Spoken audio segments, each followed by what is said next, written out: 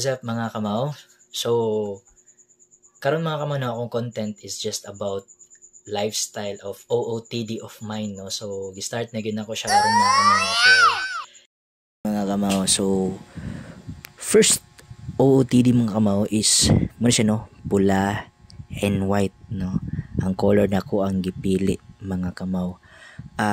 It's an inspirasi of katubitang Cars nga cartoon movie, no? So somehow dili siya full pero ito na ko siya na-gets or nakutlo ang katong white and red, no? Na of course white and red is all about love and purity, no? So kana siya na aspeto dinha. So it's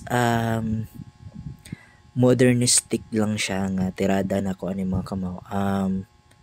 Kumbaga romanticism and a little bit of kanang medyo ano siya mga kamaw, na pagka angas konti at at the same time ginuwagan lang nato siya kanang fashionable kay siya na makaigo kay siya karong millennials to the Gen Z na style, no?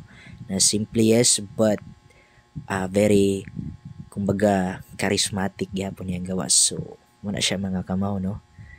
So if you wanted to try, you may elevate or elaborate more of your own style mga kamaw, no? Gikan sa kanya nga inspirasi of these colors mga kamaw, no, na white and red, no?